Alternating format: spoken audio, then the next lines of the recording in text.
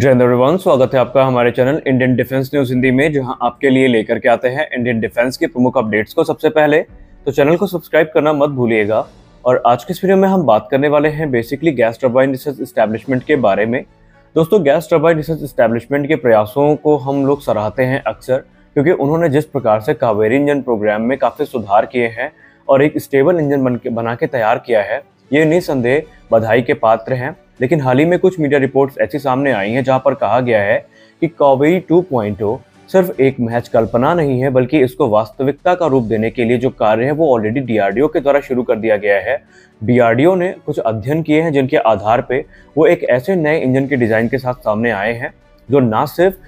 F404 की तुलना में ज्यादा थ्रस्ट जनरेट करने में सक्षम है, बल्कि लाइट कॉम्बैट एयरक्राफ्ट तेजस में अब इसके इंटीग्रेशन का रास्ता भी खुल चुका है। तो आज के इस वीडियो में हम जानेंगे कि कब तक हमें ये देखने को मिलेगा, क्या हमें वाकई एक दशक तक का इंतजार करना पड़ सकता है स्वदेशी इंजन के लिए, और भी काफी इंपॉर्टेंट इन्फॉर्मेशन जो इस टॉपिक से रिलेटेड है वो आपको इस वीडियो में देखने को मिलने वाली है। चलिए शुरू करते हैं आज का अपना ये वीडियो, जहां पर हम बात करेंगे गैस टरबाइन रिसर्च एस्टैब्लिशमेंट के कावेरी इंजन प्रोग्राम के बारे में। दोस्तों, हम सब जानते हैं जितना इम्पोर्टेंट हमारे लिए एक फाइटर जेट का निर्माण करना है, उससे कहीं ज़्यादा इम्पोर्टेंट है हमारे लिए कि उसके लिए हम एक उन्नत इंजन को विकसित कर सकें। और ऐसे में जो गैस टरबाइन रिसर्च एस्टैब्लिशमेंट है वो कावेरी इंजन प्रोग्राम के साथ निरंतर आगे बढ़ रही है। और गत कुछ समय में हमें इस प्रोग्राम से संबंधित जो महत्वपूर्ण अपडेट्स हैं ये सुनने को मिलती रही हैं, जहां पर इस एयरक्राफ्ट और इंजन डेवलपमेंट के बारे में बहुत महत्वपूर्ण जानकारियां साझा करी गई हैं। अब अगर हम एक लेटेस्ट रिपोर्ट की बात माने जो कि IDRW की है,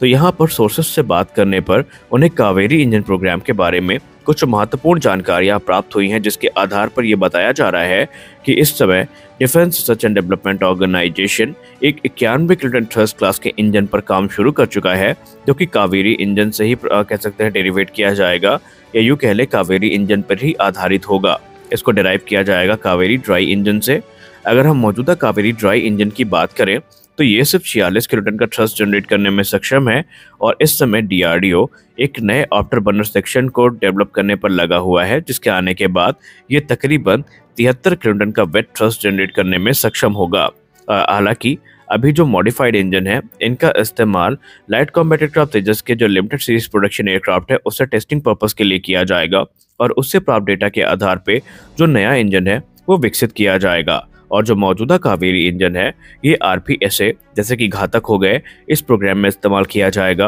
या यूँ कह लें जो रिमोटली पायलटेड स्ट्राइक एयरक्राफ्ट है जैसे घातक हो गया हमारा, इनमें कावेरी ड्राई इंजन यूज होता दिखाई पड़ेगा। जो इनिशियल डिजाइन स्टडीज की गई हैं कंप्यूटर एडेड डिजाइन मॉडल्स के आधार पे, उनसे अभी तक हमें ये पता चला है कि मौजूदा कावेरी इंजन की जो कोर है इसे इस प्रकार मॉडिफाई किया जा सकता है या इनहेंस किया जा सकता है कि इनसे हम 55 से लेकर के 57 किलोटन का ड्राई थ्रस्ट जनरेट कर सकते हैं। और अगर ऐसा हुआ और हमने इसको आफ्टर बर्नर मॉड्यूल से कंबाइन कर दिया तो एक अनुमान है कि ये तकरीबन 90 किलोटन का थ्रस्ट जनरेट करने में सक्षम होगा, जो कि मौजूदा F404 IN-20 जो कि 84 किलोटन का थ्रस्ट जनरेट करता है आफ्टर बर्नर के बाद, उसकी तुलना में ज़्यादा होगा। और अगर यकीन मानिए ये चीज़ हम प्राप्त कर ली जाती है और ये इंजन 90 किलोटन का थ्रस्ट जनरेट करने में सक्षम होता है, तो निसंदेह तेजस में इसके इंटीग्रेशन के रास्ते खुल जाएंगे। क्योंकि हम सब एक बात अच्छे से जानते हैं कि 1980 के दशक में जब से कावेरी इंजन की शुरुआत हुई थी तो यही उम्मीद के साथ हुई थी कि आज नहीं तो कल तेजस के प्रोडक्शन वेरिएंट में